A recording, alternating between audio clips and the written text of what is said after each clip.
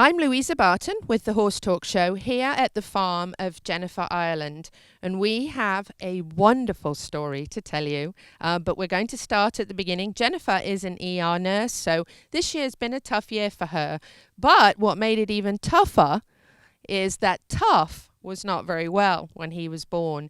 But Tuff, who's right behind me, has a great story. So I'm going to let Jennifer tell us about him, who his sire is, and how important it was to her to save him. Jennifer, thank you for being with us on the show.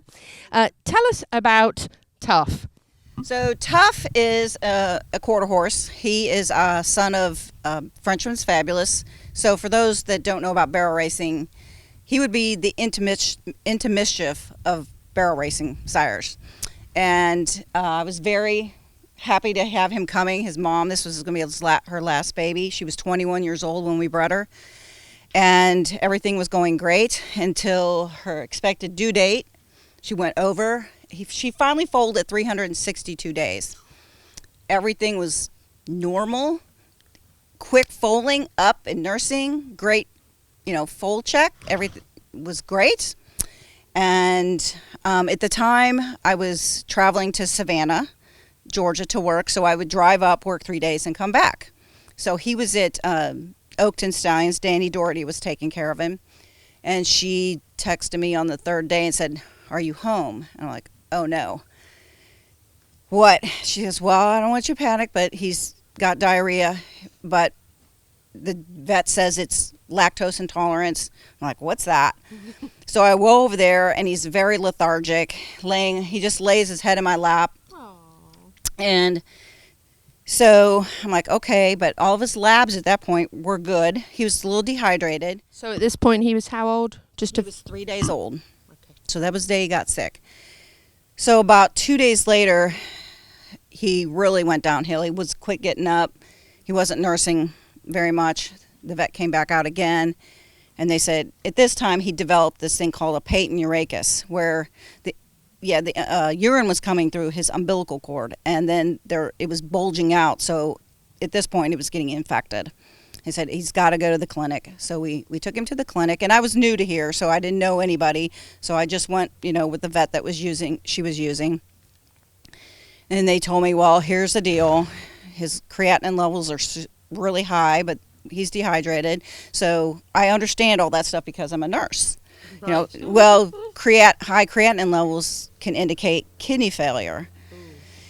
So, but she says, I think we can fix this, and then we need to fix the navel. I said, okay, let's get him over the hump. The fluids, the first couple days, rejuvenated him. He was acting like a normal foal again, playing in the stall, and the creatinine levels went down, and then a couple days later, they started heading back up, and they're like, we think that maybe there's urine pooling in his belly. We need to fix this, and we think it'll fix everything. He was kind of unstable, but I said, go ahead and do it. And I was in Savannah. I'm working in the ER, waiting for the call to see, did he make it through, and she called. She said, it went great. It went perfect. This should be it. It should fix it. So I came home the next day, and when I came home, she called me and said, his creatinine levels are climbing no matter what we're doing. It's probably too much. And now he's developed uveitis, where, so would probably indicate some sepsis, which will cause organ failure if it gets bad enough. So we started getting aggressive, and at this time, because COVID was brand new, they were like, well, we really don't want anybody in here. We don't want to risk. And I'm like, okay, if you make an appointment, you can come in. Well, we were sneaking in, actually, because I wanted to see from my own eyes. She's like, well, he's not getting up anymore. So I went in there, and I'd sit. He'd get up, and he would keep nursing. I'm like, no matter what. He just had abdominal surgery. He wasn't getting any pain reliever. But he was... Quick question. Had you already named him Tuff at this point? I named him Tuff, yes. This is about the time he earned his name Tuff, because he was still getting up. She said he wasn't getting up that much, but when I would get there and be messing with him, he'd get up, he'd nurse, he wouldn't stay up very long. He'd walk around a few times, he'd lay back down. But for me, he was trying. So a couple days later, she says, "Look, his creatinine levels are really high now. Normal is less than 2, and he was getting in the 6 and 7 range." And I understood what that means. That's bad stuff. If kidneys don't work, your history. Your medical background certainly helped you with this, right? It did, and ultimately helped me change my decision.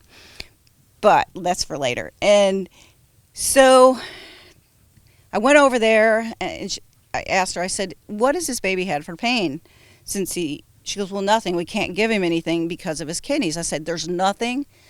I said, because if I had a patient that had abdominal surgery and I didn't give him pain medicine, he's not going to get up. Or they're not going to want to eat, they're not going to want to get up. Right. So we tried that. Pain medicine worked great. He got up. It lasted for about 24 hours.